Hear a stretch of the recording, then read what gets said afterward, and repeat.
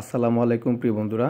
আজকে যে মোবাইলটা নিয়ে আসলাম মোবাইলটার নাম্বার হচ্ছে Redmi Note 7। হ্যাঁ, তো এই মোবাইলটা মূলত সমস্যা হচ্ছে কি কোনো শর্ট নাই। হ্যাঁ, এটা প্রাইমারি লাইন, সেকেন্ডারি লাইন এবং বাক লাইন কোনো লাইন কোনো শর্ট নাই। হ্যাঁ, তো দেখেন মোবাইলটা মূলত এই যে আমাদের যে ওবিপিআইসি আছে সেই ওবিপিআইসি থেকে যে ভোল্টেজটা যাচ্ছে, বিবাদ যেটা যাচ্ছে চার্জিং আইসিতে, চার্জিং আইসি যেটা ইনপুট মানে ইনপুট হবে সেই ভোল্টেজ কিন্তু বিবাস যাচ্ছে। দেখেন বিবাসের ভোল্টেজ কিন্তু ঠিকই আছে।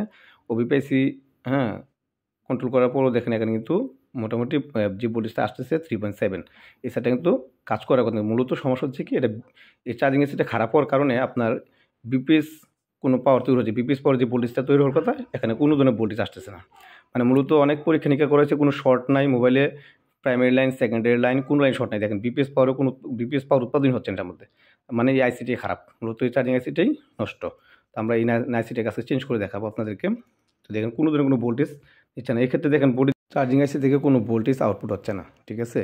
চার্জিং আইসি ইনপুটও দেখেন আমাদের ইনপুট চার্জিং আইসি ইনপুট লাইন সেটা কিন্তু ঠিক আছে। চার্জিং আইসি কিন্তু ভোল্টেজ বিভাস ঢুকতেছে। হ্যাঁ, যেটা চার্জিং আইসি ঢোকার পর যেটা ডিসি টু ডিসি কনভার্ট করার পর চার্জিং আইসি যে বিপিএস ভোল্টেজ তৈরি করবে সেই ভোল্টেজটাই তৈরি করতেছে না, কারণ কি আইসিটা খারাপ। হ্যাঁ, তো আমরা আইসিটাকে চেঞ্জ করে আজকে দেখাবো আপনাদেরকে।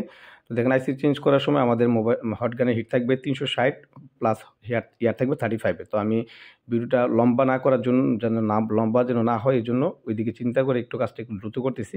তো দেখেন আমি ক্লিন করতেছি। তো আইসিটা আমরা ক্লিন করবো, জায়গাটা সুন্দরভাবে ক্লিন করে নেব। প্রথমে আমরা যে এক্সট্রা যে রজনগুলো আছে আইসির সাথে এগুলো ক্লিন করে নিচ্ছি। হ্যাঁ, তারপর আমরা আইসিটাকে ডিসোল্ডারিং দিয়ে ক্লিন করব।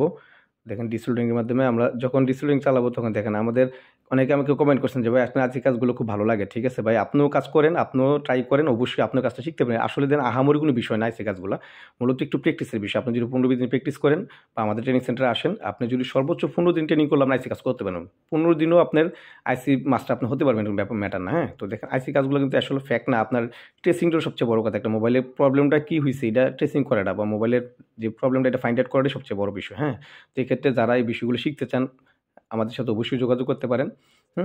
আমাদের কন্ট্যাক্ট নাম্বার ইউটিউবে দেওয়া আছে, আমাদের ইয়াতে ডেসক্রিপশনে আমাদের নাম্বার আছে, আপনি যোগাযোগ করে আমাদের কাছে কাজ শিখতে পারেন। হ্যাঁ, যারা শিখতে ইচ্ছুক আর কি, যারা নতুন তারা, আর যারা আগে থেকে কাজ করেন ইনশাআল্লাহ ওয়েলিং করে তাদের জন্য ভালো। দেখেন আমরা সেটা সুন্দরভাবে ক্লিন করে নিলাম, নেওয়ার পর দেখেন এটা হলো পুরানো আইসি। এখন আমরা যে একটা নতুন আইসি নিচ্ছি এটা অন্য একটা মোবাইল থেকে আমি খুলে নিচ্ছি, খুলে রিবুল করে রাখছি। হ্যাঁ, জাস্ট এখানে একটা ফিনিশিং হিট দেবো, আইসিটাকে রিবুল করা আছে। এখন যদি জাস্ট ফিনিশিং হিট দিয়ে আমরা লাগিয়ে দেবো। ফিনিশিং হিটটা দেওয়ার উদ্দেশ্য হচ্ছে কি বলগুলো যেন মানে প্রত্যেকটা বল যেন সাইনিং হয়ে যায়, খুব সুন্দরভাবে একদম সমান সমান হয়ে যায় এই জন্য। হ্যাঁ, দেখেন আমরা সাইনিং বলটাকে ফিনিশিং দিয়ে দিলাম। এখন আমরা আইসিটা লাগাবো।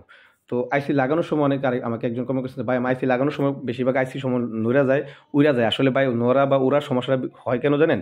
যদি আপনার কাজের ক্ষেত্রে নতুন হন, আমি বলবো আপনি হিট 350 রাখেন বা 60 রাখেন, এর ম্যাটার না, কিন্তু আপনি ইয়ারটা কমাই নেন। ইয়ারটা সর্বোচ্চ 25 বা 20 পর্যন্ত নিয়ে আসেন। হ্যাঁ, 20 পর্যন্ত নিয়ে আসেন প্রথম অবস্থায়, 15 বা বেশি রাখেন।